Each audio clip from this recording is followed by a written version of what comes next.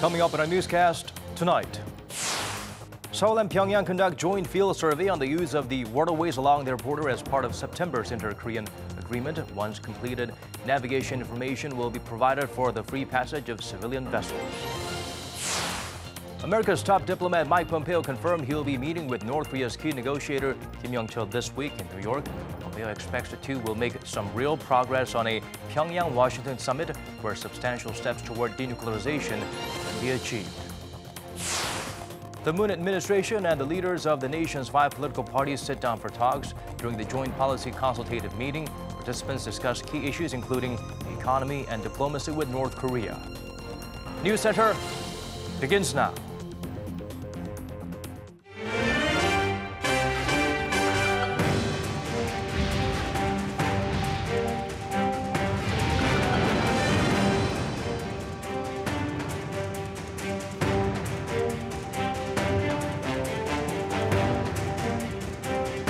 It's 8 p.m. here in Korea, live from our studio in Seoul. This is Arirang NEWSCENTER. Welcome to our program. I'm Daniel Chen. South and North Korea begin a joint field survey this afternoon. In accordance with their September military agreements, the two sides are carrying out inspections on the peaceful use of the river estuary along their border. Park Ji-won starts us off. The joint inspection team on the shared use of the estuary of the Hangang and Imjingang rivers kicked off its work at around 3 p.m. on Monday. The joint use of the river estuary is part of the inter-Korean military agreement reached in September, in which the two Koreas agreed to conduct the inspection. The joint inspection on the shared use of the estuary of the Hangang and Imjingang rivers is the first measure taken in 65 years involving the estuary since the signing of the 1953 Armistice Agreement. Once the inspection is complete, navigation information will be provided for the free passage of civilian vessels. The 1953 Armistice Agreement itself permits a free passage of civilian vessels in the area where the Hangang River and the Imjingang River converge. However, civilian access to the 70-kilometer-long zone along the western border of the two Koreas had been restricted, as the absence of a military demarcation line in the estuary could have led to accidental clashes between the two sides. According to Seoul's Defense Ministry, the joint inspection team is made up of 10 people from each side, including military and maritime officials and civil waterway experts, and the team is deploying 6 vessels for the inspection. The ministry plans to complete the field survey of the joint utilization zone by the end of this year. Once that's done, nautical charts of the zone will be made available so private vessels can use the estuary. Park Ji-won, Arirang News. Finally, it's confirmed this week in New York, U.S. Secretary of State Mike Pompeo will meet with Kim Yong-chol, the North Korean leader's closest aide. Issues up for discussion include denuclearization and a second Pyongyang-Washington summit. Lee Seung-jae gets us up to speed with the developments.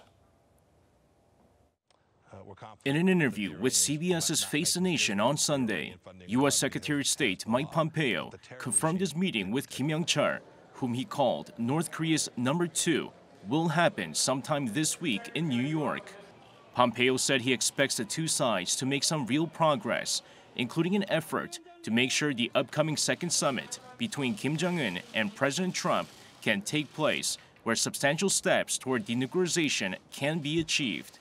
Despite the upcoming meeting, the two sides continue to be at odds over the heavy sanctions on the regime. Last week, North Korea's foreign ministry warned Pyongyang will seriously consider reviving its nuclear weapons program unless U.S. sanctions are lifted.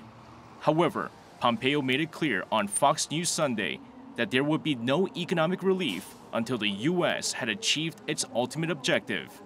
Meanwhile, news of the meeting between Pompeo and Kim Yong-chol and the possibility of another summit comes just 2 days before the crucial midterm elections in the U.S., widely seen as a referendum on President Trump. Trump has often pointed to the détente with North Korea as a signature foreign policy accomplishment. Pompeo emphasized in both television appearances that there have been no missile or nuclear tests since the Singapore summit some 5 months ago. Kim Yong-chol, a former top intelligence chief, visited the White House in the run-up to the Singapore summit and has been Pompeo's counterpart in the months since. Lee Seung-jae, Arirang News. The two Koreas will discuss cooperation in health issues like infectious diseases as follow-up to the Pyongyang joint declaration reached in September. According to the nation's unification ministry, the meeting will take place on Wednesday at the Inter-Korean Liaison Office in Kaesong. Seoul's delegation is led by Vice Minister of Health and Welfare Gov't, while the North Korean delegation will be headed by Bang Myung-soo, a senior health official. The two sides are expected to touch on joint measures against infectious diseases and explain their goals on a wide range of health issues. President Moon Jae-in hosted the leaders of the U.S. Forces Korea and the nation's top office this afternoon to encourage them and honor their outgoing commander. The South Korean leader thanked General Vincent Brooks for his service and stressed their ironclad alliance is what made possible all the dramatic changes on the peninsula in the past year, including the improvement of inter-Korean relations. He praised the progress made in denuclearization and said the alliance between Seoul and Washington has now evolved into a peacemaking one that promotes not only the security and prosperity of both countries, but also peace and stability in Northeast Asia. For the first time since the two Koreas signed the comprehensive military agreement on September 19th, Seoul's military deployed 2 helicopters to the DMZ. According to the Defense Ministry, at around 1 p.m. Sunday local time, a forest fire was observed near a guard post within the DMZ. The blaze was likely to spread towards the south, so the ministry and the UN command used the military communication line to inform Pyongyang 2 choppers would be entering the no-fly zone. The regime responded they received the request. The comprehensive military agreement says helicopters should not fly more than 10 kilometers from the military demarcation line, but provides exceptions in certain cases, including forest fires. Seoul and Washington resumed their joint military exercises. It's the first combined drills to be carried out since suspending several regularly scheduled ones back in May to ease tensions with Pyongyang. Kan Young-woo introduces to us the Korea Marine Exercise Program. Marines from South Korea and the United States have begun their battalion-level joint training on Monday near the southeastern port city of Pohang. For the next 2 weeks, some 500 troops from the two allies will conduct the Korea Marine Exercise Program. They plan to hold 24 rounds of the KMAP exercises between now and September 2019. The allies' joint marine training exercises had been suspended for the past 6 months as Seoul and Washington began engaging in diplomatic talks with North Korea. The two allies had originally planned to hold 19 rounds of the joint marine training from October 2017 to September 2018, but only 11 exercises took place before their suspension in May. The South Korea Marine Corps explained that the resumed Marine Forces training is aimed at maintaining the allies' joint defense readiness. About the KMAP training, as Defense Ministry and the United States Defense Department mentioned before, we've been conducting small-scale exercises at the battalion level or lower. It's not just these particular joint marine drills, but there are other combined forces training exercises taking place. In an effort to ease military tensions and support the diplomatic talks with Pyongyang, Seoul and Washington have suspended this year's major joint military exercises, including Ulji Freedom Guardian in the summer and Vigilant Ace slated for December.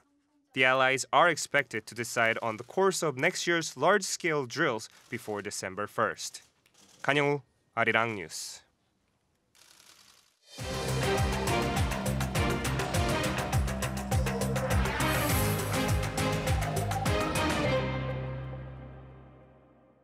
The Moon Jae-in administration and South Korea's political parties held a big meeting today, touching on key topics like issues linked to the economy and diplomacy with Pyongyang. It's the first of what they hope will be an ongoing discussion. The goal is to get the country's political forces working together. Shin Se-min has more from the Joint Policy Consultative meeting. The leaders of the 5 political parties and members of the government gathered at one table to hammer out issues facing the nation during Monday's inaugural gathering of the Joint Policy Consultative meeting. From domestic affairs like the local economy to fast-evolving diplomacy, including North Korea, the leaders put their heads together to find some answers and some areas where they can work together. On diplomacy, President Moon and the rival party leaders have agreed to give bipartisan support to lasting peace and ultimate denuclearization of the divided peninsula, while agreeing to push for a meeting of the parliaments of both Koreas. The attendees also talked about that high-profile visit from North Korea, scheduled initially to take place this year.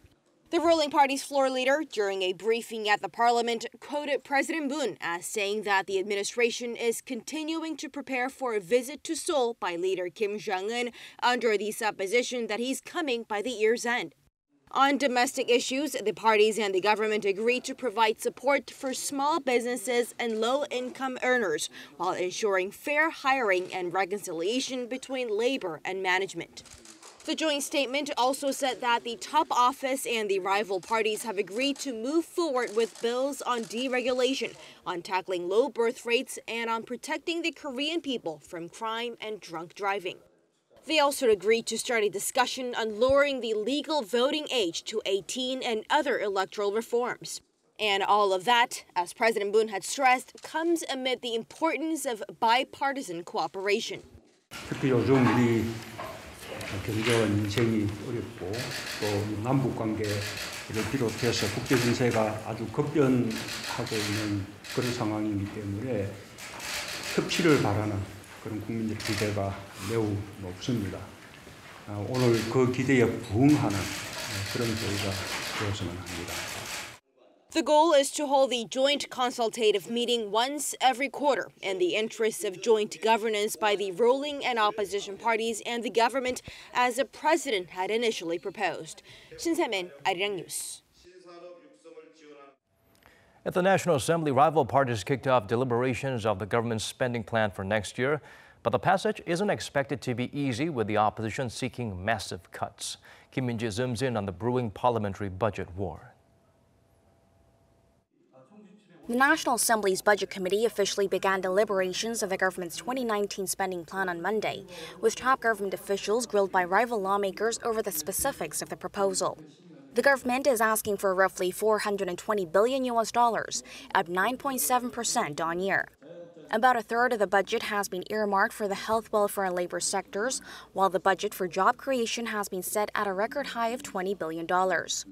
The spending for inter-Korean projects is up 14% on year at $980 million, in light of the reconciliatory mood on the Korean peninsula. The ruling Democratic Party is aiming to pass the budget as the government proposes, in order for the administration's policy initiatives to be implemented smoothly, and says that it will be the basis for propping up the economy and ridding the country of polarization. The most important goal of this budget is creating an inclusive nation in which everyone prospers.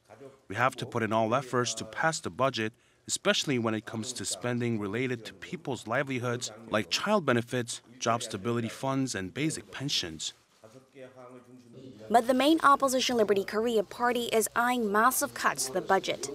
It claims the government is addicted to spending taxpayers' money, saying that the government cannot use the budget to create short-term jobs, to cover up weak job growth figures, nor set aside more money for inter-Korean projects without progress on denuclearization. We will seek to cut the budget for temporary jobs and for inter-Korean projects, and use that money to address serious issues such as the low birth rate. We will do our best to boost the country's potential growth by using the budget for areas related to security, childcare, and the low birth rate.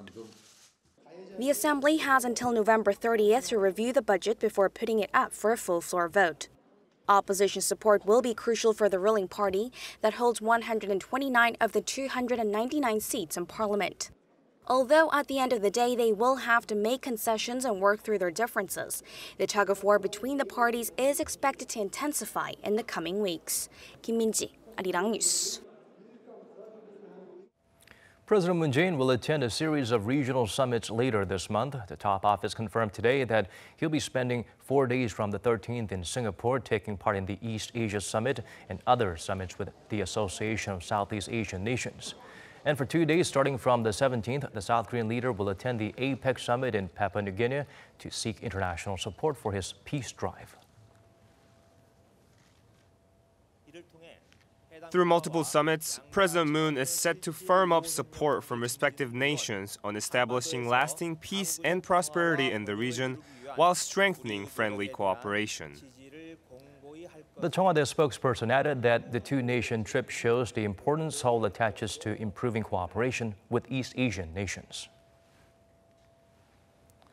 Meanwhile, First Lady Kim Jung-sook is in India for a 4-day visit, and to start her trip there Monday, she met with India's Minister of External Affairs, Sushma Swaraj. During her stay there, she is expected to have a sit-down with the person who invited her to India, Prime Minister Narendra Modi. And to highlight the long-lasting friendship between the two countries, First Lady Kim will attend a special ceremony to commemorate Ho Hwang-ok, the Indian wife of the founding ruler of Korea's ancient Gaya Kingdom. She is also scheduled to attend a lighting ceremony for India's Diwali Festival of Lights.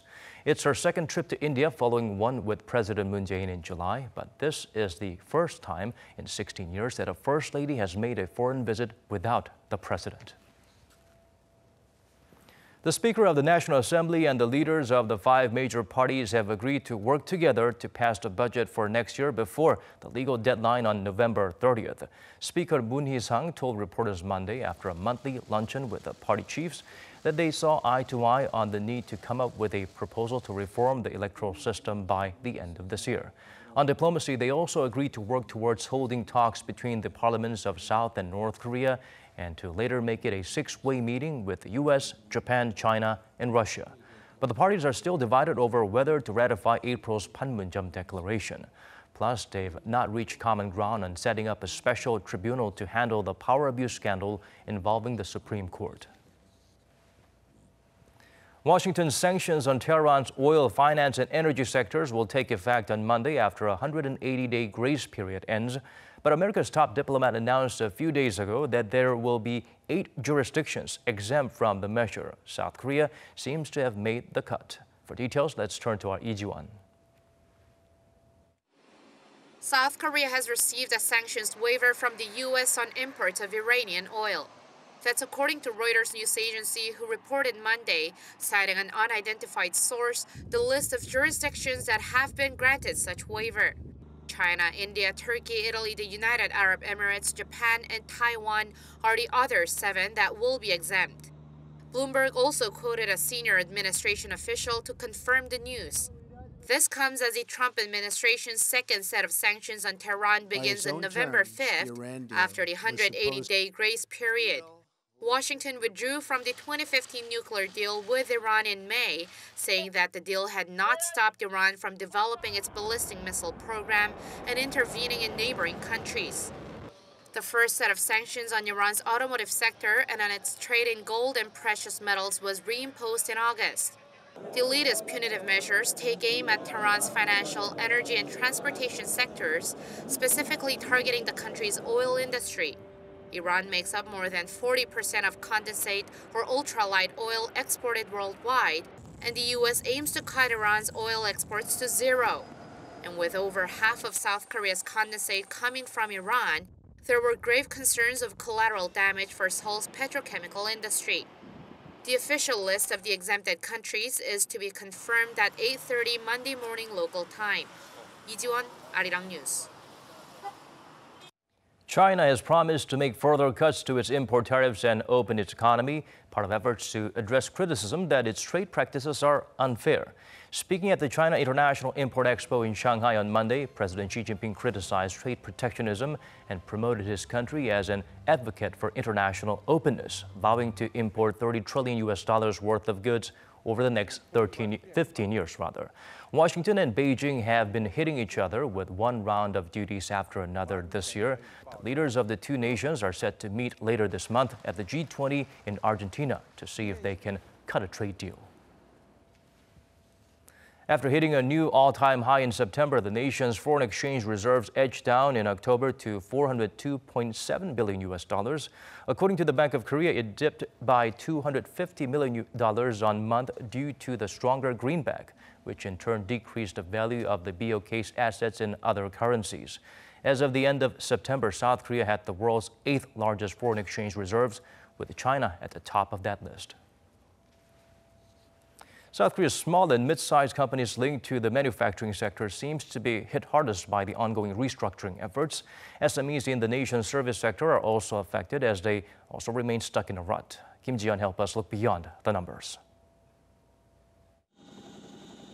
Data released by Statistics Korea on Monday shows industrial output among small and medium-sized companies in the country's manufacturing sector, particularly those making auto component parts, declined for the 8th month in a row in September. Output dropped by more than 4% during the January to September period compared to the same period last year, the biggest on-year slump since 2009 when the South Korean economy was in a tailspin in the aftermath of the global financial crisis. The statistics agency said the current industrial structure, where SMEs have to heavily rely on conglomerates for profits, played a part as well. The rising competitiveness of Chinese companies, as well as the relocation of South Korean factories to countries with cheaper labor, were also cited as major factors. In comparison, industrial output among conglomerates in the manufacturing sector contracted by a mere 0.4% on year over the same period. However, it's not just the manufacturing sector that's struggling. Output among SMEs in the service sector is also sluggish due to a downturn in the food and lodging industries. During the January to September period, output edged up by a mere 1.6% from a year earlier, the lowest rate of increase since related data was first compiled in 2015. In contrast, output by conglomerates in the service sector rose more than 2% on year. Kim Ji-yeon, Arirang News. It's down to 2 teams in the Korean series, the finals of the South Korea's Baseball League, Doosan Bears versus SK Wyverns. It's game 2 today, with the Wyverns up 1 game in this best-of-7 series. We have our Seo Bo-bin out there at Jamsil Baseball Stadium. So, Bo-bin, it must be pandemonium over there. Hi Daniel, I'm out here at the Jamsil Stadium and we're about 2 hours into the game, going into the 6th inning. Fans of both teams are really pumped up, hoping for a win. Right now, the Doosan Bears are ahead 4-1, but obviously there's still plenty of time left in the game. First to take the mound for Doosan Bears was Frankov. He has 18 wins this season and is one of the Bears' 2 starters along with Josh Lindblom. Frankov has been playing well with 5 strikeouts so far. In the 3rd inning, a hit from the Doosan Bears' Chung Soo-bin put them on the scoreboard and into the lead over the Wyverns. Then in the 4th inning, there was a homer and also a hit from the Bears that sent 3 runners home. And that's basically where we stand right now. The game is obviously going a bit better for the Doosan Bears, who lost game 1, but there's still a couple of hours left most likely. In the meantime, the air is getting a bit colder, but that's not hurting the enthusiasm from the sold-out crowd here at Jamsil, Daniel. All right, thank you for being out there for us, Bo-bin. We appreciate it.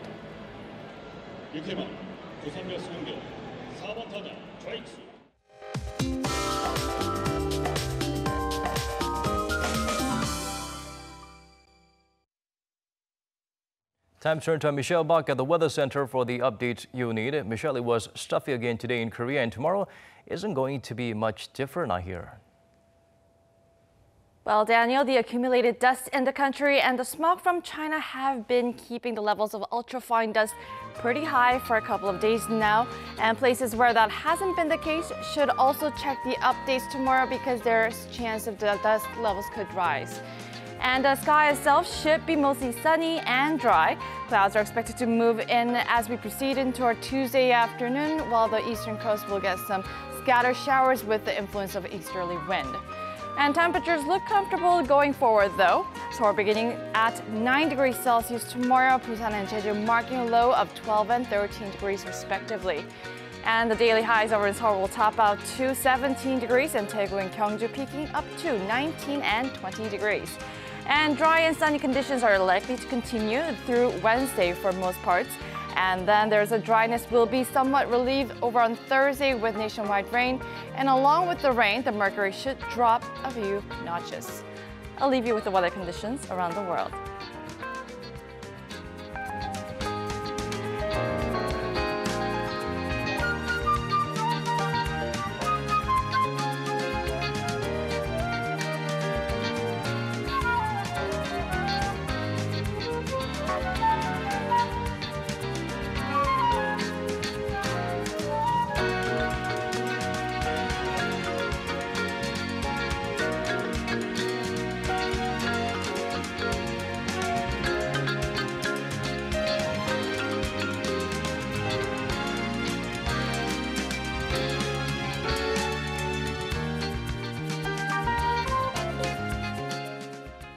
That's all we could squeeze into our newscast tonight. Thank you for watching. Good day or good night, depending on your time zone.